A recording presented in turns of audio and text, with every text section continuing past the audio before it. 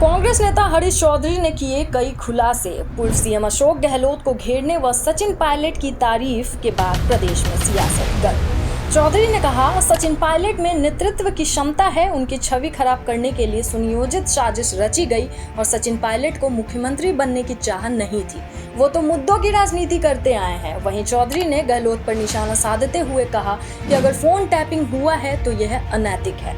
जिस किसी व्यक्ति ने यह फोन टैप करा है वो नेतृत्व के योग नहीं है। अब सवाल ये उठता है कि अगर फोन टैपिंग हुई है तो आखिर किसने की? इन दोनों सवाल पर निष्पक्ष इन्वेस्टिगेशन होना चाहिए।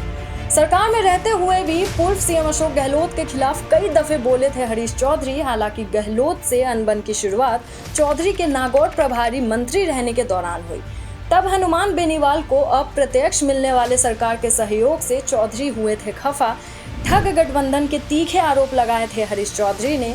फिर ओबीसी आरक्षण विसंगति और कमलेश एनकाउंटर में सीबीआई जांच के चलते रिश्ते में आई कटुता।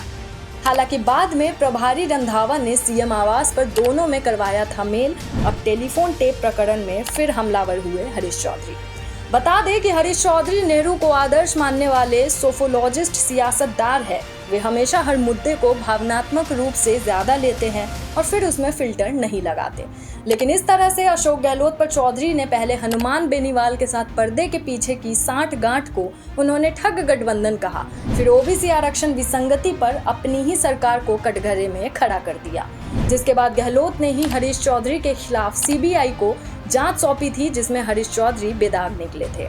हालांकि पार्टी के कहने पर चौधरी विधानसभा चुनाव के दौरान बिल्कुल शांत रहे, अब एक बार फिर मुखर हो गए हैं।